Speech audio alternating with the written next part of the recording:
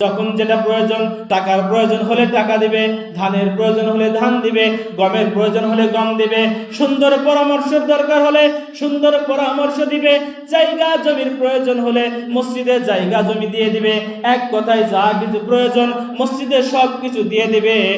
এমন যদি কোনো ব্যক্তিকে তোমরা দেখতে পাও, তখন তোমরা তার সম্পর্কে লাহু বিল ঈমান, ওই ব্যক্তি সম্পর্কে তোমাদের ধারণা রাখবে ওই ব্যক্তি হচ্ছে ঈমানদার। বলে সুবহানাল্লাহ। ইন্নামা ইয়া'মুরু মাসাজিদাল্লাহি মান আমানা বিল্লাহ। আল্লাহ রাব্বুল আলামিন বলেন, কেবল তারাই আল্লাহর ঘর মসজিদে রক্ষণাবেক্ষণ করেন, দেখাশোনা করেন, আল্লাহর ঘর মসজিদের সঙ্গে সুসম্পর্ক রাখেন। মান আমানা বিল্লাহ, যারা হচ্ছে ঈমানদার, একমাত্র তারাই আল্লাহর ঘর মসজিদে রক্ষণাবেক্ষণ করেন, দেখাশোনা করেন। ওয়া আকামাস সালাহ, এবং যারা নামাজ কায়েম করেন, নামাজ আদায় করেন সঠিকভাবে। ওয়া আতাজ যাকাতা ওয়া লাম ইয়াখশা ইলাল্লাহ, অতঃপর যাকাত দেয়, নিজের সম্পদ যা কিছু আল্লাহ রাব্বুল আলামিন দান করেছে এই সম্পদ থেকে পুঙ্খানু যাকাতগুলি সঠিকভাবে আদায় করে, তারাই হচ্ছে ঈমানদার। শুধুই তাই নয়, আল্লাহ রাব্বুল আলামিন বলেন, ফাআসা উলাইকা আইয়াকুনু মিনাল মুহতাদিন, তারাই রয়েছে সৎ প্রাপ্তির আশায়, তারাই রয়েছে সঠিক রাস্তায়। বলে সুবহানাল্লাহ। তারাই একমাত্র সঠিক রাস্তায় রয়েছে। যারা রক্ষণাবেক্ষণ করে মসজিদ, তারা হচ্ছে ঈমানদার, এবং তার পাশাপাশি নামাজ কায়েম করে, যাকাতও দেয়, তার পাশাপাশি তারা আল্লাহ ছাড়া অন্য কাউকে ভয় করে না। বলে সুবহানাল্লাহ। অন্য কারো কাছে মুখাপেক্ষী নয়। আল্লাহর ঘর মসজিদ, এই মসজিদে নিজ সংকোচে কথা বলার অধিকার থাকতে হবে। এই মসজিদ কোনো ব্যক্তি, কোনো সমাজ, কোনো রাষ্ট্রের কথা দ্বারা মসজিদ চলবে না। মসজিদ চলবে একমাত্র কুরআন এবং সুন্নাহ অনুযায়ী। বলে সুবহানাল্লাহ।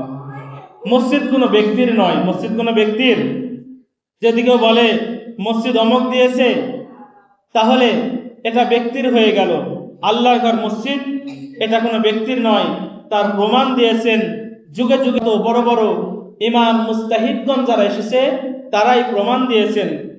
একজন বিখ্যাত অনেক ধন সম্পদ একজন বাদশাহ, বিশাল বড় তার সাম্রাজ্য, সেই সাম্রাজ্যের অধিপতি হওয়ার পরেও স্ত্রীর সঙ্গে মনোমালিন্য হয়েছে। কথা কাটাকাটির এক পর্যায়ে ওই বাদশাহ তার স্ত্রীকে শর্তীয়ভাবে তালাক দিয়েছে। শর্তীয় তালাক। সেই শর্তটা কি? শর্তটা হচ্ছে এই যে সন্ধ্যা হওয়ার আগে আগে যদি তুমি আমার এই রাজ্য থেকে বের হতে না পারো, তাহলে তুমি 3 তালাক হয়ে যাবে। রাজ্য থেকে বের হয়ে যেতে হবে, বের হতে না পারলে তুমি 3 তালাক হয়ে যাবে। এখন ওই বাদশার যত রাজ্য ছিল, যত বড় রাজ্য ছিল, একদিন তো দূরের কথা, তার রাজ্যে তখন তো আর এমন মোটর সাইকেল বিভিন্ন যানবাহন ছিল না। পায়ে হেঁটে অথবা গরুর গাড়ি অথবা ঘোড়ার গাড়ি অথবা গাধার পিঠে চড়ে যাতায়াত করতে হতো। একদিনে কোনো পক্ষেই তার রাজ্য থেকে বের হওয়ার কোনো আশঙ্কা নাই। তখন ওই বাদশাহ চলে গেলেন ইমামের কাছে, ইমাম আবু ইউসুফ রহমতুল্লাহি আলাইহির কাছে চলে গেলেন। বলে সুবহানাল্লাহ। ইমামের কাছে যাওয়ার পরে, আগেকার বড় বড় বাদশারা তারা আলেম উলামাদের কাছে যেত, আলেম উলামাদের কাছে তারা মাসআলা নিয়ে সেই অনুযায়ী তারা আমল করত। চলে গেলেন আবু ইউসুফ রহমতুল্লাহি আলাইহির কাছে, আরজ করছেন, ওগো ইমাম সাহেব, ওগো হুজুর, একটি মাসআলা আটকে গিয়েছি শর্তীয় ভাবে। আমার স্ত্রীকে তো আমি তালাক দিয়ে দিয়েছি, এই শর্ত দিয়েছি, এখন তো আমার স্ত্রী তালাক হয়ে যাবে বেলা ডুবতে আর মাত্র কয়েক মিনিট সময় বাকি রয়েছে, কয়েক ঘন্টা সময় বাকি রয়েছে। এই সময়ের মধ্যে যদি আমার স্ত্রী আমার রাজ্য থেকে চলে যেতে না পারে, বের হতে না পারে, তাহলে আমার স্ত্রী তো তালাক হয়ে যাবে। হুজুর, আমি মাসআলা চাই, আমার স্ত্রীকে তো আমি তালাক দিতে চাই না, স্ত্রীকে আমি রাখতে চাই, নেওয়ার কোনো পন্থা আমাকে বাতলায়া দিন। সুবহানাল্লাহ। ইমাম আবু ইউসুফ রহমাতুল্লাহি আলাইহি তিনি ওই বাদশা বললেন, ওগো বাদশা, আপনার স্ত্রীকে আপনি এই মুহূর্তে মসজিদের মধ্যে ঢুকাইয়া দিন, মসজিদের মধ্যে প্রবেশ করাই দিন, কারণ এই মসজিদ আপনার রাজ্যের মধ্যে পড়ে না, এই মসজিদ আপনার রাজ্যের মধ্যে নয়, আপনার রাজ্য থেকে মসজিদ আলাদা, মসজিদ হচ্ছে একমাত্র আল্লাহর। বলে সুবহানাল্লাহ। মসজিদের মালিক একমাত্র আল্লাহ, এটা কারো রাজ্যের মধ্যে পড়ে না। আপনার স্ত্রীকে মসজিদের মধ্যে প্রবেশ করাই দিন, আপনার রাজ্য থেকে আপনার স্ত্রী বের হয়ে গেল, তালাক আর হলো না। বলে সুবহানাল্লাহ। অতএব বুঝতে পারলাম এই মসজিদ কোনো ব্যক্তির নয়, যদিও বা আমরা রক্ষণাবেক্ষণ করি, তো যারা রক্ষণাবেক্ষণ করেন, দেখাশোনা করেন, তাদেরকে বলা হয় ইমানদার। হযরত উসমান রাদিয়াল্লাহু তাআলা আনহু থেকে তিনি হাদিসের মধ্যে আসছেন, রাসূল পাক সাল্লাল্লাহু আলাইহি ওয়াসাল্লাম ইরশাদ করেন, মান বানা লিল্লাহি মাসজিদান বানাল্লাহু লাহু বাইতান ফিল জান্নাহ। আল্লাহ রাসূল সাল্লাল্লাহু আলাইহি ওয়াসাল্লাম বলেন, যেই ব্যক্তি আল্লাহর সন্তুষ্টির জন্য, আল্লাহর সন্তুষ্টি লাভের আশায়, দুনিয়ার কোনো বাহবা পাওয়ার জন্য নয়, আল্লাহর সন্তুষ্টির জন্য মসজিদ ঘর নির্মাণ করলো, মসজিদ ঘর নির্মাণ করলো, নির্মাণের সহযোগিতা করলো, মসজিদের কোথায় কতটুকু প্রয়োজন সেই প্রয়োজন অনুযায়ী বিভিন্ন রকম সাহায্য সহযোগিতা করলো, আল্লাহ তাআলা তার জন্য জান্নাতের ভিতরে একটি ঘর নির্মাণ করে দিবেন। সুবহানাল্লাহ। জান্নাতের ঘর নির্মাণ করে দিচ্ছেন। যদি আমরা মসজিদমুখী হয়ে যাই, মসজিদের দিকে আমরা অগ্রসর হই, মসজিদ তৈরি করার ক্ষেত্রে যদি আমি অগ্রসর হই, তাহলে আল্লাহ রাব্বুল আলামিন জান্নাতে একটি ঘর দিচ্ছেন। কারণ কি? এই ঘর হচ্ছে আল্লাহর ঘর। আল্লাহ রাব্বুল আলামিন তিনি নিজে এসে যেহেতু মসজিদ নির্মাণ করবেন না, বান্দারাই করবেন।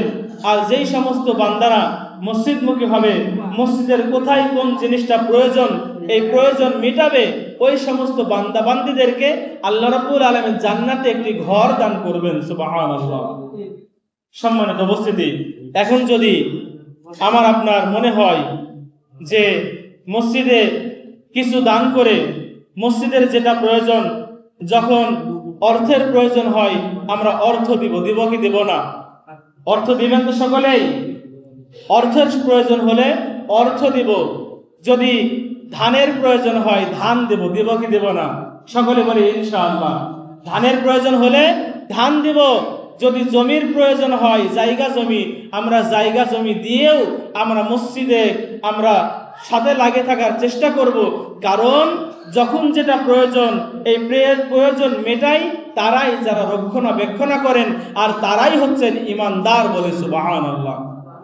সম্মানিত উপস্থিতি, হযরত আবু সাঈদ খুদরি রাদিয়াল্লাহু তাআলা আনহু থেকে হাদিসের মধ্যে আসছেন, রাসূলুল্লাহ সাল্লাল্লাহু আলাইহি ওয়াসাল্লাম বলেন, ইযা রাআইতুমুর রাজুল ইয়াতাআহাদুল মাসজিদা, তোমরা যখন কোন ব্যক্তিকে মসজিদ নির্মাণ অথবা পরিচর্যা করতে দেখবে, ওই ব্যক্তি কি বলেন তো? ইমানদার, যে মসজিদ মুখে থাকে সব সময়, মসজিদের উন্নয়ন নিয়ে সব সময় থাকে, কিভাবে মসজিদের কোন জিনিসটা কখন প্রয়োজন এগুলো যারা মেটাই তারা হচ্ছে ইমানদার। কেননা আল্লাহ রাব্বুল আলামিন বলেন, ইন্নামা ইয়ামুরু মাসাজিদাল্লাহি মান আমানা বিল্লাহি ওয়াল ইয়াউমিল আখির। কারণ আল্লাহ রাব্বুল আলামিন বলেন সেই ব্যক্তি মসজিদ সমূহের আবাদ করবে যারা পরকালকে বিশ্বাস করবে। সুবহানাল্লাহ। এটা হচ্ছে পজিটিভ সাইড, একটা ভালো দিক। আর খারাপ দিক কি? যদি আমি মসজিদের দিকে না থাকি, মসজিদের দিকে ঝুঁকে আসলে যেমন ইমানদারের পরিচয়, মসজিদের সঙ্গে যদি দুশমনি করি তাহলে কি বড় ইমানদার না বেঈমান?